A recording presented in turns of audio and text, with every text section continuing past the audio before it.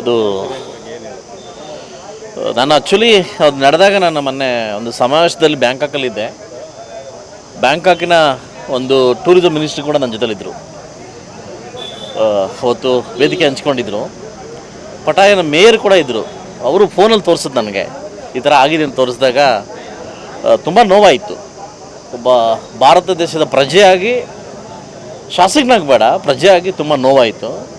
ಈ ಮಟ್ಟಿಗೆ ಕೀಳಿತಾರೆ ಅಂತ ದಯವಿಟ್ಟು ನಾನು ಊಹಿಸಿರಲಿಲ್ಲ. ಬಹುಶಃ ಅತಿರೇಕ ಆಯಿತು. ಇದಕ್ಕೆ ಪ್ರತಿ ಉತ್ತರ ಕೊಡದೇ ಇದ್ದರೆ ಬಹುಶಃ ಎಲ್ಲೋ ಒಂದು ಕಡೆ ನಾವು ಇನ್ನೊಂದು ದುರಂತಕ್ಕೆ ನಾವೇ ಸಾಕ್ಷಿ ಆಗ್ತೀವಿ.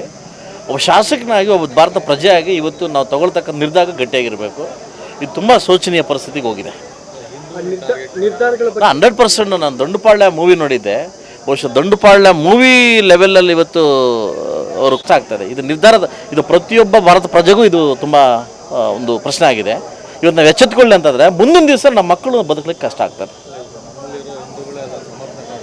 ಅದು ಬಹುಶಃ ಯಾರು ಇದನ್ನು ಸಮರ್ಥ ಮಾಡ್ತಾರೋ ಅವರು ಒಂಥರ ಇದಕ್ಕೆ ಬಲ್ಲರು ಅಂತ ಅನ್ಕೋತೀನಿ. ಅವರು ಗ್ಯಾಂಗರ್, ಇವರೊಬ್ಬರು ಅನ್ಕೋತೀನಿ. ಇಂಥ ಕೃತ್ಯಗಳನ್ನು ಏಕಾಏಕಿ ಬಂದು ಬಹುಶಃ ಮಕ್ಕಳ ಮುಂದೆ, ಹೆಂಡ್ತಿರ ಮುಂದೆ ಒಬ್ಬ ಗಂಡನ ಸಾಯಿಸೋದು ಬಂದು ಈ ಥರ ಈ ಒಂದು ದುರಂತಕ್ಕೆ ಹೋಗ್ತಾನೆ. ಇದಕ್ಕೆ ಸಪೋರ್ಟ್ ಮಾಡೋರು ಬಹು ಇವರು ಅದೇ ಸಂಘದವರು ಅಂತ ನನ್ನ ಅನಿಸಿಕೆ. ಅದು ನನ್ನವರಾಗಿರ್ಬೋದು, ಯಾರೇ ಆಗಿರ್ಬೋದು. ಇದಕ್ಕೆ ಸಪೋರ್ಟ್ ಮಾಡ್ತಕ್ಕಂಥ ವ್ಯಕ್ತಿಗಳು ಬಹುಶಃ ಇದು ಅವರು ಒಂದು ಗ್ಯಾಂಗ್ ಸೇರಿರ್ಬೋದು ಅಂತ ನನಗೊಂದು ಅನಿಸಿಕೆ.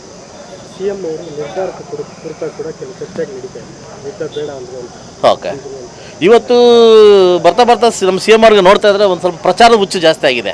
ಇವತ್ತು ಪಾಕಿಸ್ತಾನದ ಎಲ್ಲ ಟಿ ವಿಗಳಲ್ಲಿ ಕೂಡ ಅವ್ರ ಬಗ್ಗೆ ಪ್ರಚಾರ ಆಗ್ತಿದೆಯಲ್ಲ, ಅದು ನೋಡ್ದಂಗೆ ನಮ್ಮ ಸಿ ಎಮ್ ಅವ್ರಿಗೆ ಮಾತಾಡೋದು ಜಾಸ್ತಿ ಆಗಿದೆ.